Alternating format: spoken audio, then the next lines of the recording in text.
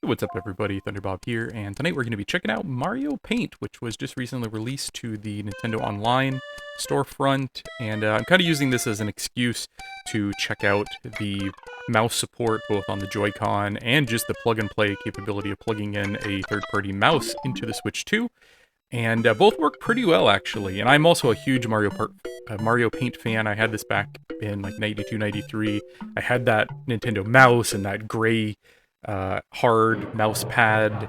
Just a really fun game, and I'm just gonna spend a couple minutes at first talking about the mouse support, and then we're gonna go through the game itself and just talk about how I used to enjoy this.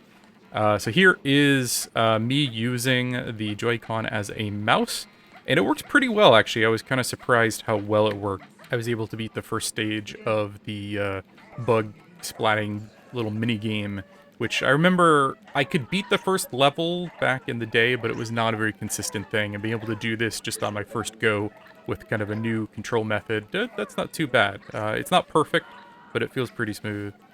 I do really like how kind of plug-and-play it is. Literally, like, you just take the Joy-Con off, you put it on its side, and the system immediately registered. And I could also plug in a mouse, and immediately I could switch back and forth between the two, which is very un-Nintendo. Like, I feel like usually when Nintendo, like, you have to do some crazy combination of button presses to get it to understand what controller you want to use. Like, for the mouse support, literally I just had a little USB adapter, which I was able to plug in my USB.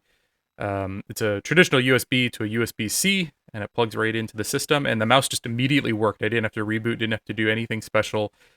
You might want to go in and adjust the speed. The slow speed is a little bit too slow. I went to the fastest speed, and it was pretty responsive, and I was able to get even further with a mouse versus playing the little mini game with the Joy-Con. So I'd say, while the Joy-Con is pretty nice, it doesn't hold a candle to a traditional mouse, especially when I'm used to, the mouse support for years and years.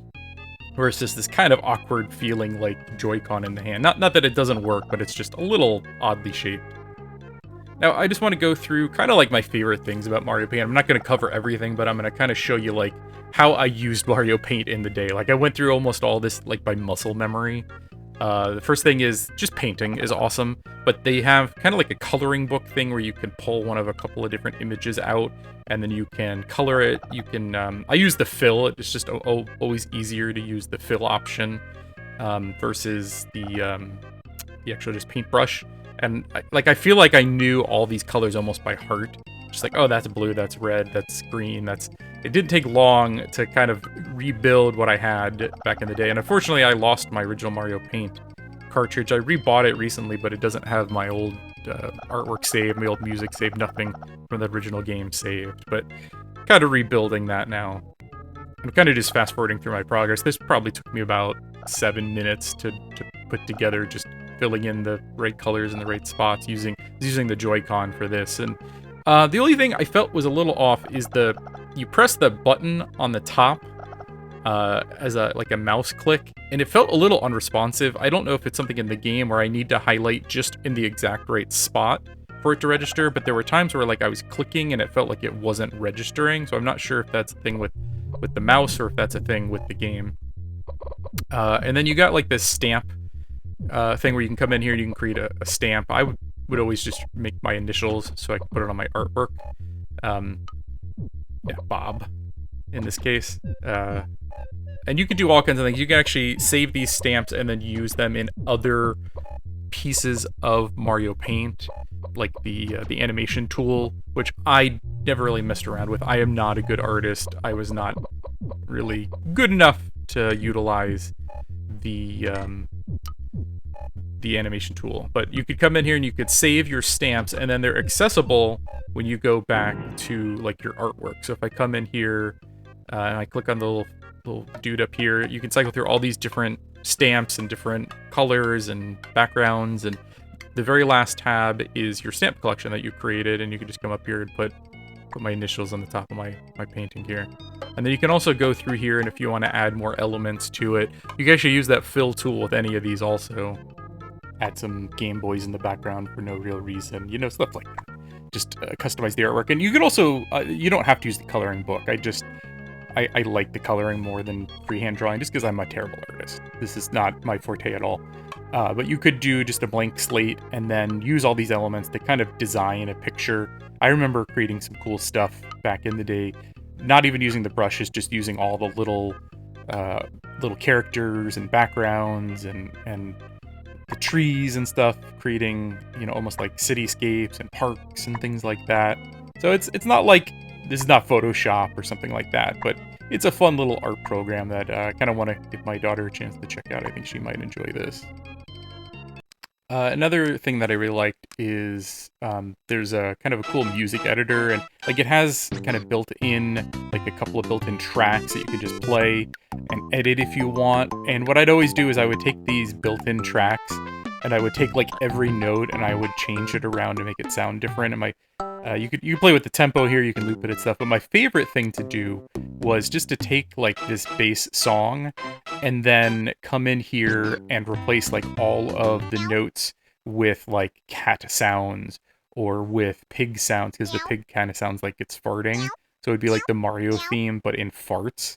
That was the funniest thing when we were, let's see, this would have been 92, when I was like, 7 years old or something. So here is my masterpiece. Let me slow it down just a little bit so you can appreciate it.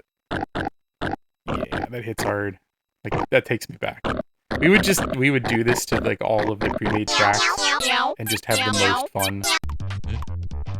And then that takes us to the Fly Swatter, or I think this is actually called Coffee Break is the official name for this.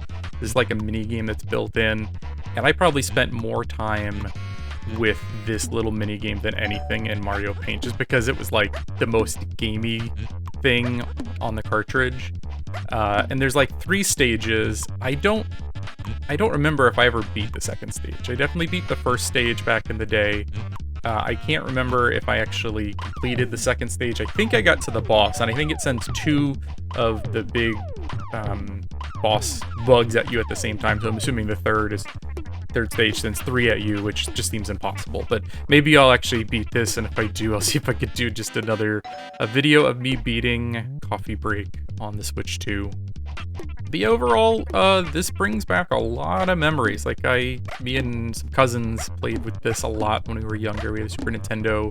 We got it for like Christmas of 92 or 93, I think it was. And Mario Paint was a mainstay in our house. We would create music, create art. We would try some animation, some very bad animation.